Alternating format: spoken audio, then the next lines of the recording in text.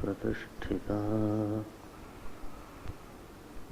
मनो में वाचि प्रतिष्ठितम्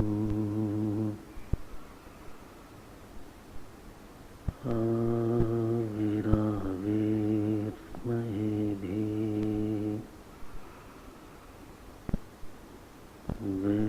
वेदस्य मानस्थः श्रुतं मे मा प्रहासि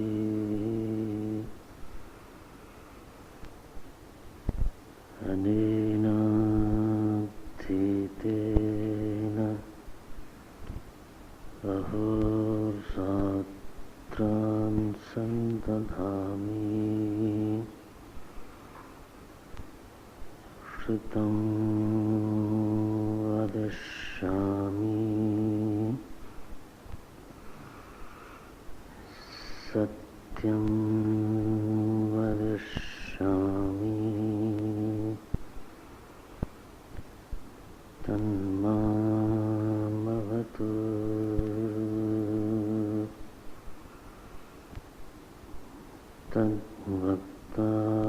तद्वक्तारमवतु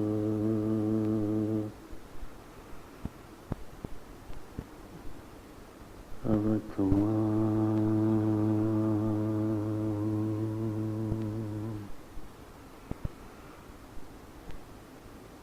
अवतु वक्तारम्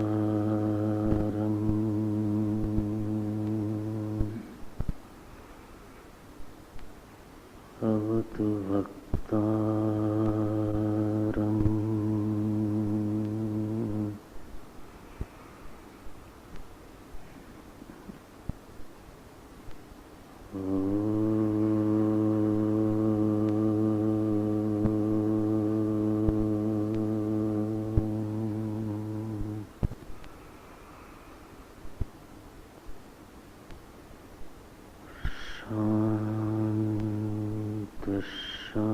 शांति शांति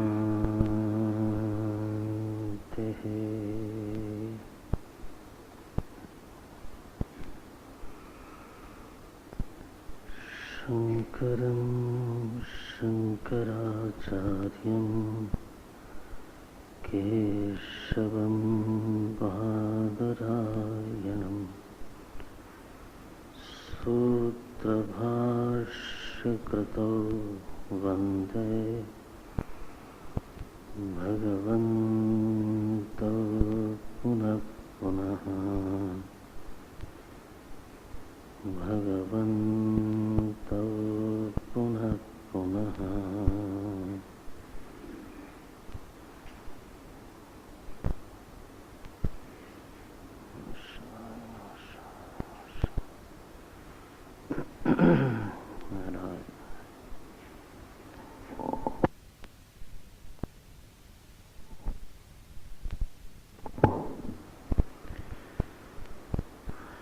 युष्मत् अस्मत् प्रत्ययगोचरयोः विषय विषयिणोः तमप्रकाशवत् विरुद्धस्वभावयोः इतरेतर भावानुपपत्तौ सिद्धायां तद्धर्माणामपि सुतराम् इतरेतर भावानुपपत्तिः इत्यतः अस्मत् प्रत्ययगोचरे विषयिणी चिदात्मके युष्मत् प्रत्ययगोचरस्य विषयस्य तद्धर्माणाञ्च अध्यासः तद्विपर्ययेण विषयिणः तद्धर्माणाञ्च विषये अध्यासः मिथ्येति भवितुं युक्तम्। तथापि अन्योन्यस्मिन् अन्योन्यात्मकताम् अन्योन्यधर्मांश्च अध्यस्य इतरेतर अविवेकेन अत्यन्तविविक्तयोः धर्मधर्मिणोः मिथ्याज्ञाननिमित्तः सत्यानृते मिथुनीकृत्य अहमिदं ममैदम् इति नैसर्गिकोऽयं लोकव्यवहारः आह कोयमध्यासो नाम इति। इसका जरा पाठ कर लें आप। आह कोयमध्यासो नामेति उच्यते स्मृतिरूपः परत्र पूर्वदृष्टावभासः तं केचित् अन्यत्रान्यधर्माध्यासः इति वदन्ति केचित्तु यत्र यत् अध्यासः तद्विवेक अग्रहनिबन्धनः भ्रम इति अन्ये तु यत्र यत् अध्यासः तस्यैव विपरीतधर्मत्वकल्पनाम् आचक्षते इति सर्वथापि त्वन्यस्य अन्यधर्मावभासताम् न व्यभिचरति तथा च लोकेऽनुभवः शुक्तिका हि रजतवत् अवभासते एकश्चन्द्रः सद्वितीयवत् इति कथं पुनः प्रत्यगात्मनि अविषये अध्यासः विषयतद्धर्माणाम् सर्वो हि पुरोवस्थिते विषये विषयान्तरम् अध्यस्यति युष्मत् प्रत्यय अपेतस्य च प्रत्यगात्मनः अविषयत्वं ब्रवीषि।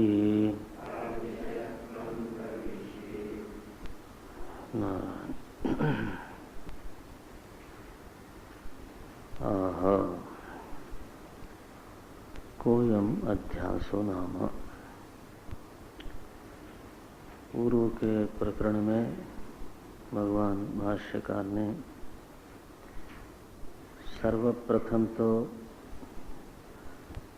विषय विषयी में परस्पर अध्यास की असंभावना को स्थापित किया कि इसमें इन दोनों में धर्मिध्यास और धर्माध्यास दोनों ही अनुपपन्न हैं, दोनों ही अयुक्त हैं, दोनों संभव नहीं दिखाई देते। भाष्यकार कहते हैं ऐसा ठीक है, लेकिन ऐसा होने पर भी तथा अपि, वैसा होने पर भी तथापि आज स्थिति यह है कि अविवेक के कारण सत्य और अनृत में परस्पर इतरेतर भाव की उपस्थिति हो गई है। मिथ्या ज्ञान निमित्तः, और यह जो इतरेतर भाव की उपस्थिति है वह ज्ञान निमित्तक नहीं है, विवेक का परिणाम नहीं है, बल्कि मिथ्या ज्ञान का अविवेक का ही परिणाम है। प्रश्न आया कि इतरेतर भाव की जो स्थिति है,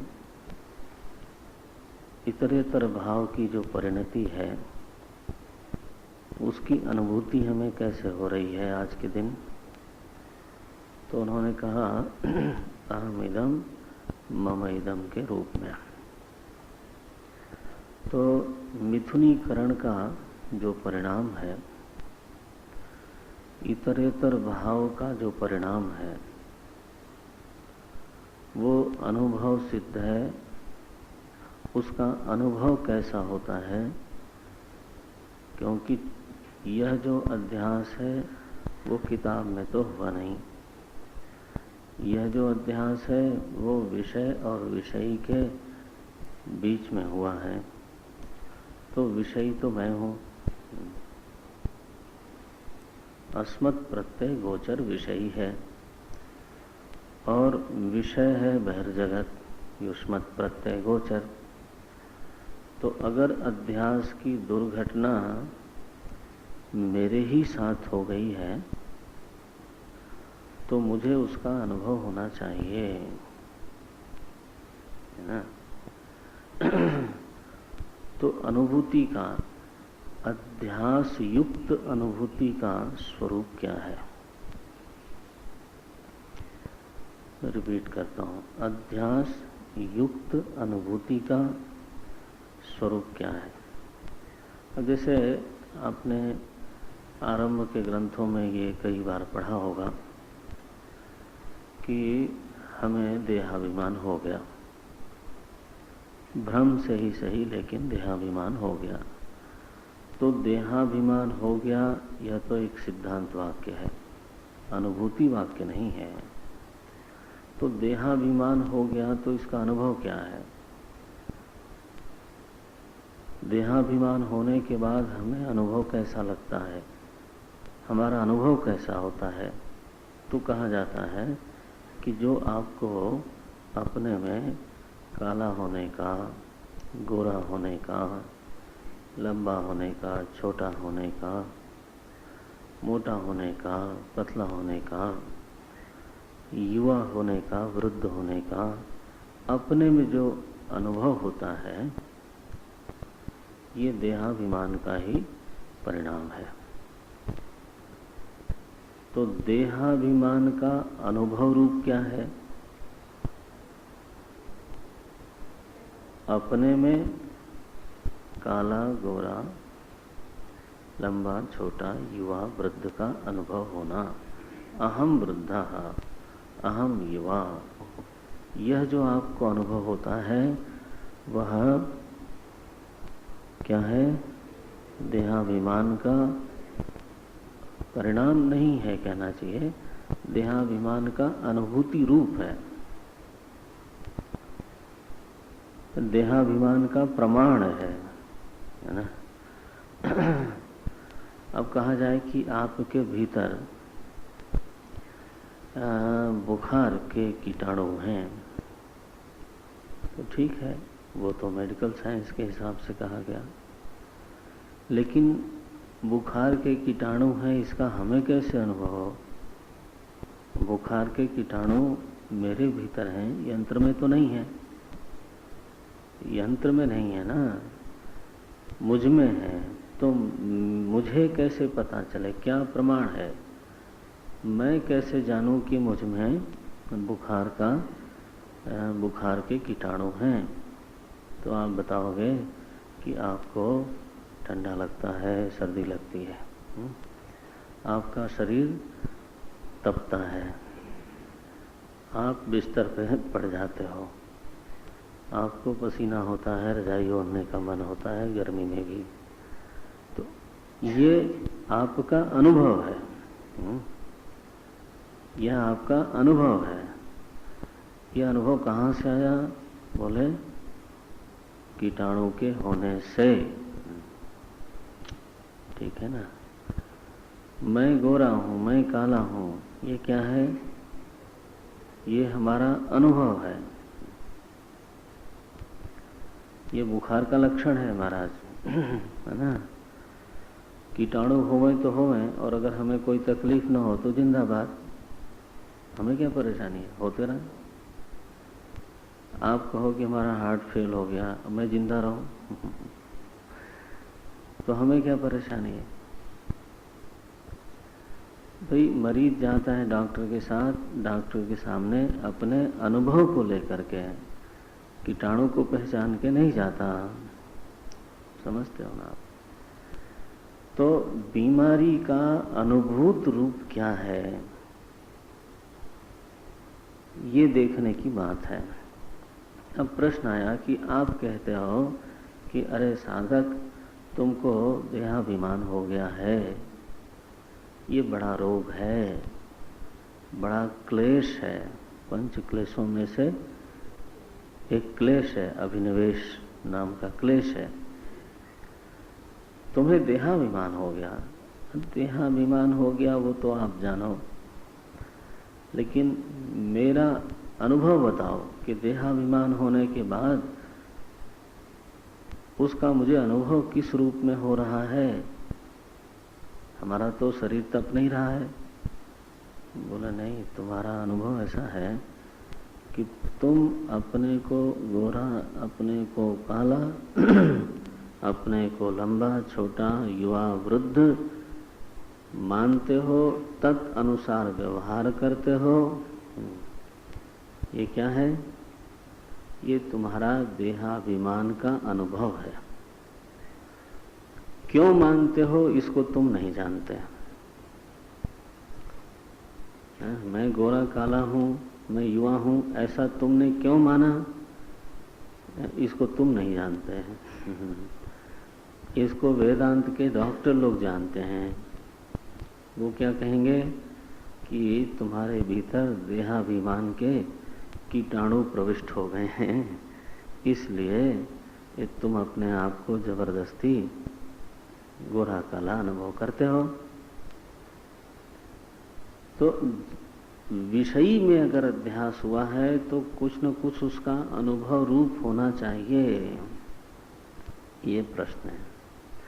आप कहते हो सत्यानृते मिथुनी कृत्या, आप कहते हो अविवेक से विषय विषय में अन्योन्यात्मकताम की प्राप्ति हुई है। अविवेक से अन्य के अन्य पर धर्म चढ़ गए हैं, आरोपित हो गए हैं, धर्माध्यास हो गया है। तो ये तो ठीक है, सिद्धांत की बात है, और यह मिथ्या ज्ञान निमित्तक है, विवेक निमित्तक नहीं है, ये भी ठीक है। लेकिन इसकी अनुभूति किस रूप में हमें हो रही है? अनुभव रूप क्या है? तो बोले ये जो तुम्हारे भीतर दो वृत्तियां रहती हैं ना,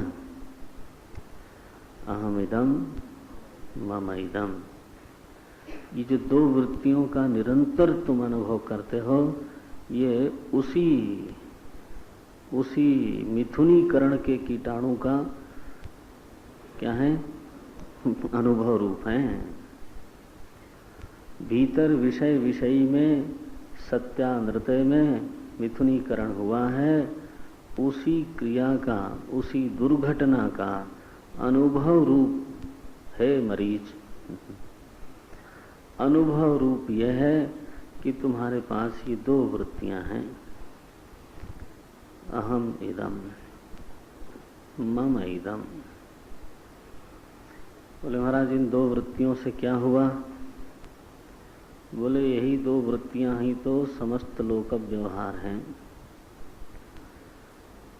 तुम्हारा समूचा का समूचा लोक व्यवहार इन्हीं दो वृत्तियों में सिमटा हुआ है। आप चाहो तो कह लो समूचा लोक व्यवहार इन्हीं दो वृत्तियों के कारण है, लेकिन ये इतना सटीक कथन नहीं है, लेकिन बुद्धिगम्य हो जाता है। ये दो वृत्तियों के कारण लोक व्यवहार होता है, ये लौकिक कथन हुआ। और यही दो वृत्तियां ही लोक व्यवहार है, इसमें एक्यूरेसी है। इसमें ये वेदांत का कथन हुआ। अहम इदम ही लोक व्यवहार है और मम इदम ही लोक व्यवहार है। अहम इदम मम इदम इति नैसर्गिको अयम लोक व्यवहारः। तो अब देखो निर्णय क्या निकला कि लोक व्यवहार काल, देश, कर्म, दुख, सुख नहीं है। ये तो ऊपर ऊपर की बात है। लोक व्यवहार परिस्थितियों का आना जाना नहीं है। लोक व्यवहार गरीबी और अमीरी नहीं है, ठीक है। लोक व्यवहार सर्दी गर्मी नहीं है, बरसात नहीं है। लोक व्यवहार तो क्या है? अहम इदम मम इदम का नाम है।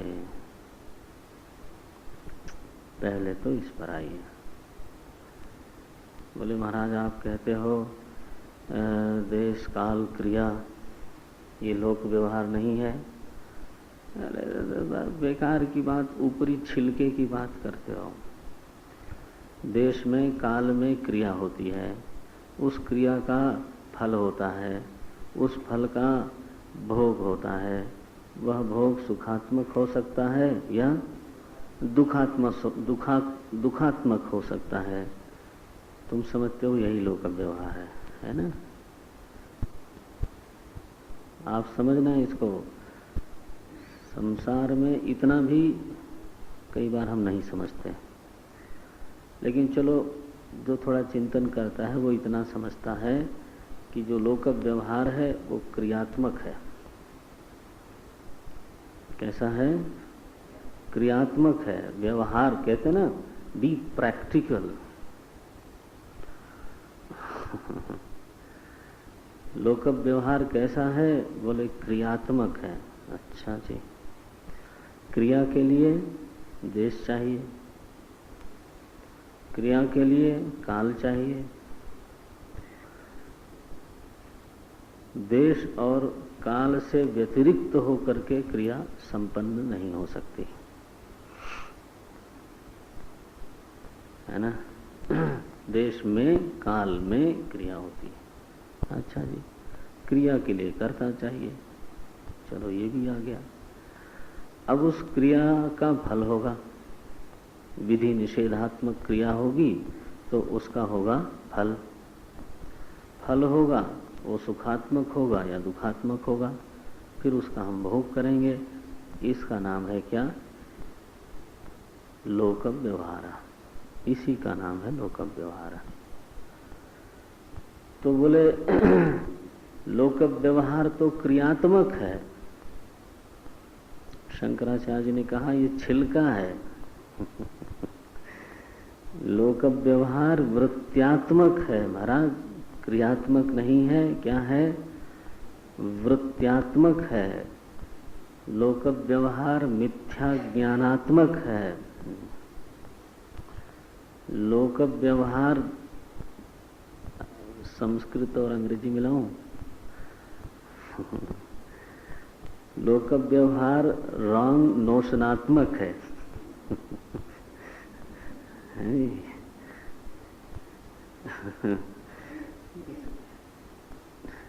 रॉन्ग नोशनात्मक है महाराज।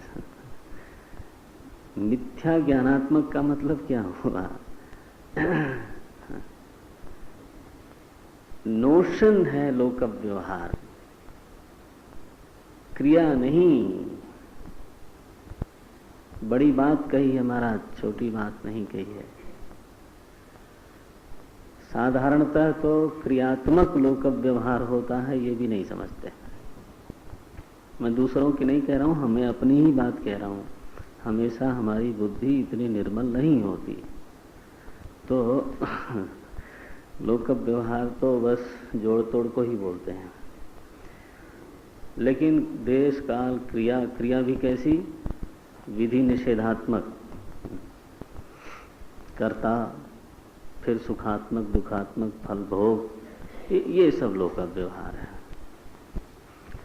लेकिन वेदांत कहता है ये तो महाराज छिलका है, असली दाना तो भीतर पड़ा हुआ है। उसका नाम है दो वृत्ति, दो धारणाएं, दो मिथ्या ज्ञान। क्या है? अहमिदम ममइदम इति, इति लगा दिया। इति माने बस,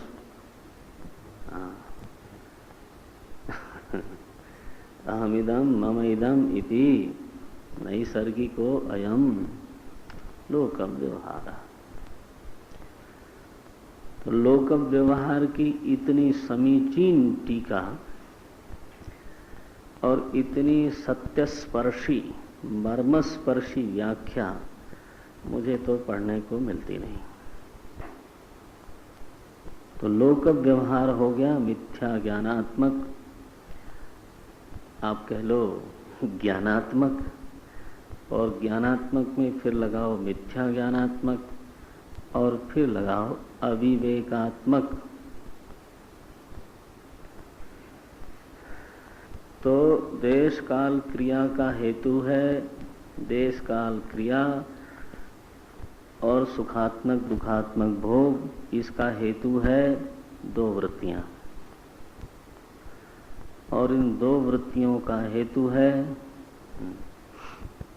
मिथ्या ज्ञान अथवा अविवेक। क्या कह दिया इन्होंने? फलित बताऊं? शंकराचार्य जी कभी कभी क्रूर होके लिखते हैं, समस्त लौकिक वैदिक व्यवहार अविवेक पर आधारित है। हाँ जी, वैदिक भी बोलते हैं, केवल लौकिक नहीं। समस्त लौकिक वैदिक व्यवहार व्यापार अविवेकात्मक है, मिथ्या ज्ञानात्मक है, अध्यासात्मक है, भ्रमात्मक है। बोले महाराज वेदांती लोग वेदांती लोगों की बातों को बहुत लोगों ने कहना चाहिए जैसे वो कहते हैं वैसा नहीं समझा है। कारण यह है कि जैसा वो कहते हैं वैसा समझने के लिए पृष्ठभूमि चाहिए, थोड़ा आधार चाहिए। किस दृष्टि से वो बोलते हैं कि आपका जो लोक व्यवहार है ना, लौकिक वैदिक, लौकिक वैदिक, वो सब भ्रमात्मक है। जब ऐसा कोई एक छक्का मारते हैं वेदांती लोग, है ना, तो महाराज जिस दृष्टि से कहा जाता है उस दृष्टि का लोग उस दृष्टि को समझ नहीं पाते और फिर वेदांत की अविवेक पूर्वक आलोचना भी करते हैं। कैसे? अविवेक पूर्वक।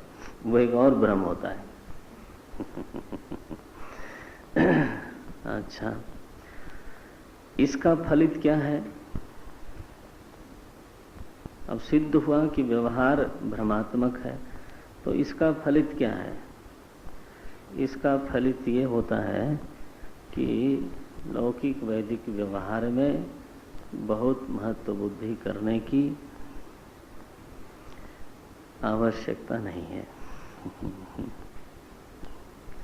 ये इसका फलित है।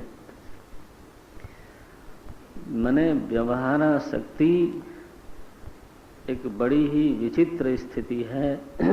जब व्यवहार ही अविवेकात्मक है तो फिर व्यवहारासक्ति तो अविवेक का समझो दुर्योधन हो गया,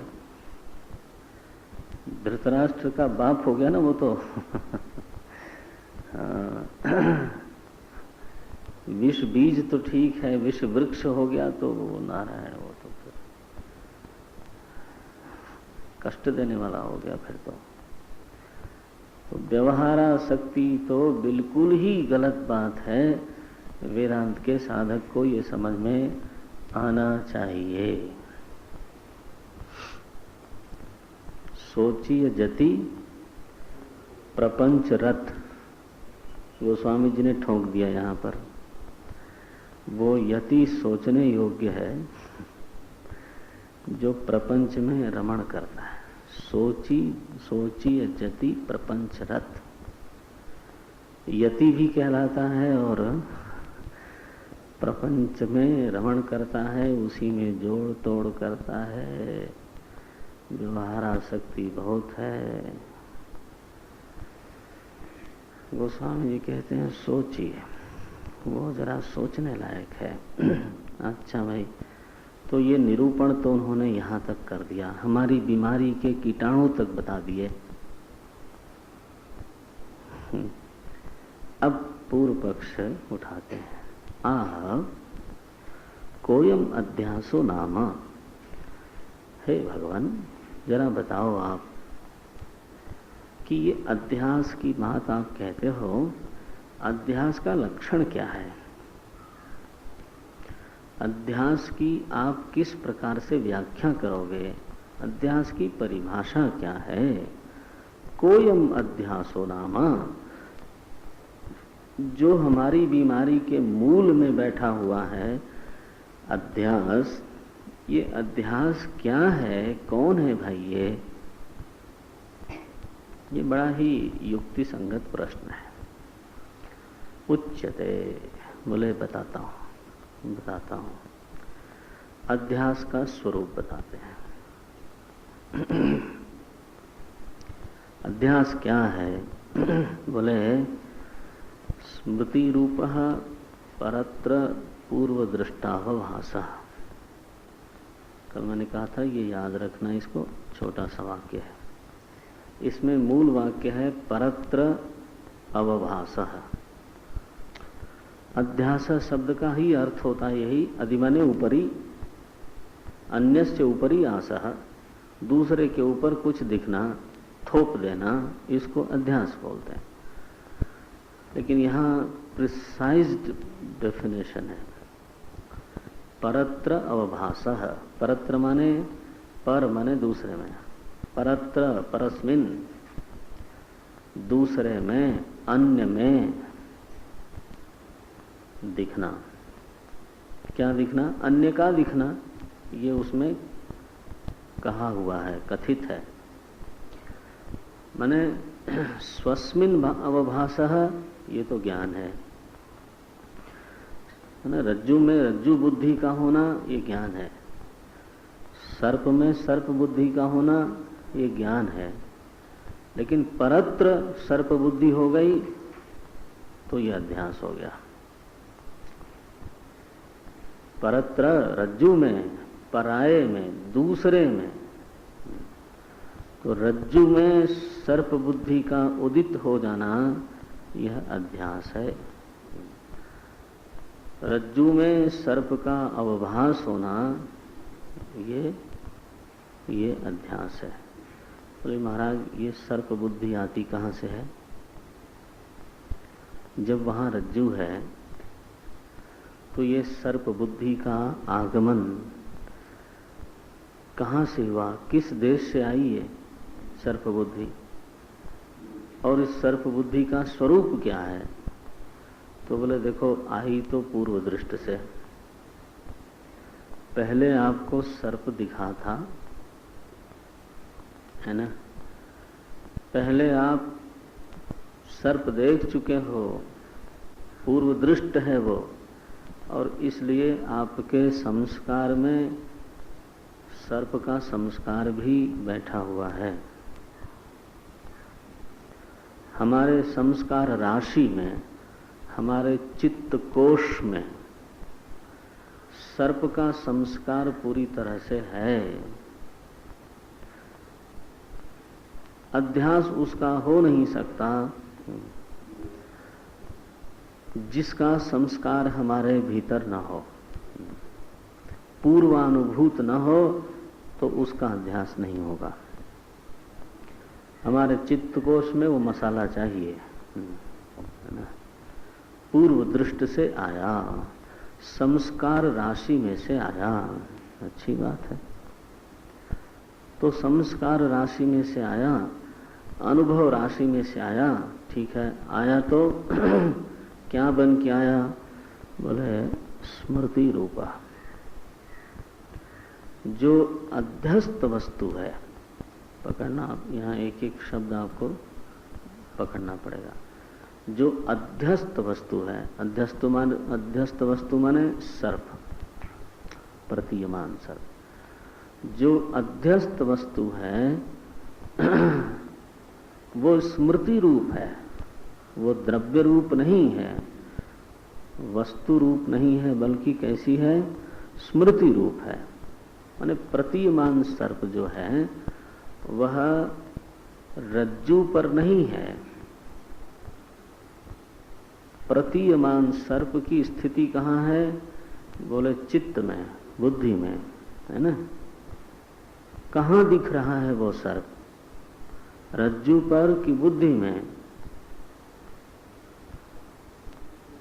बोले रज्जू पर तो है ही नहीं, छू के देख लेना, वहां तो है ही नहीं। तो रज्जू पर सर्प नहीं दिख रहा है, प्रतीयमान सर्प की स्थिति है हमारे भीतर, बुद्धि में, और इसीलिए उसकी निवृत्ति भी कहाँ होती है? बुद्धि में।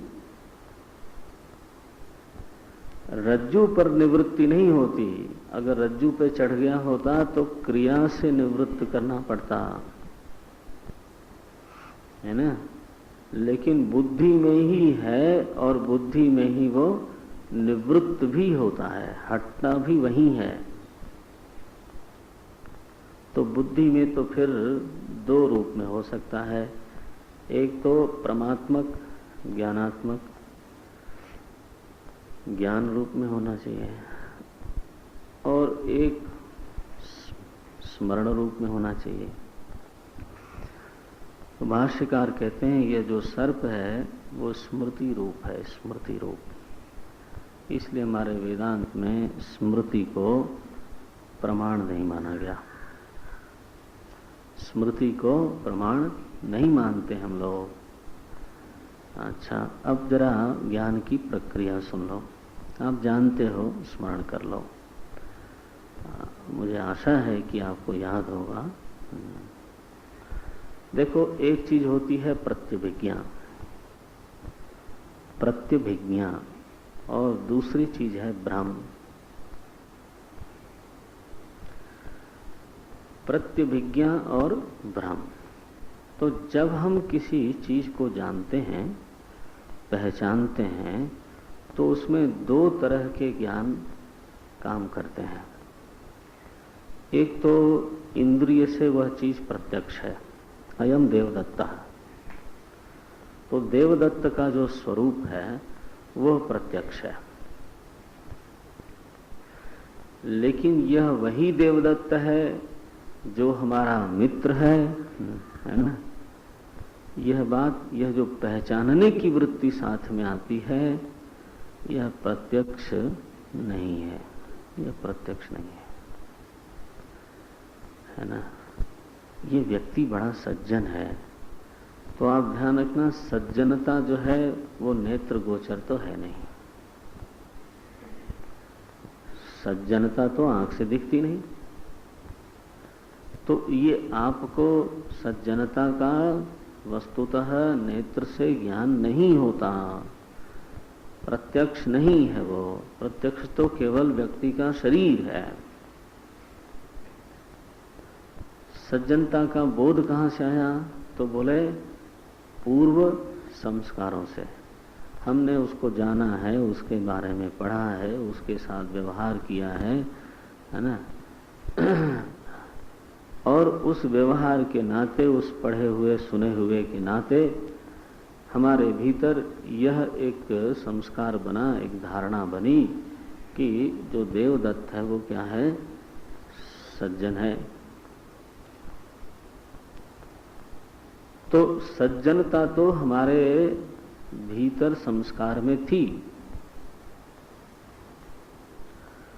जब हमने देवदत्त को प्रत्यक्ष देखा तो एक तो प्रत्यक्ष ज्ञान हुआ, और दूसरा वो जो देवदत्त संबंधी सज्जनता का संस्कार था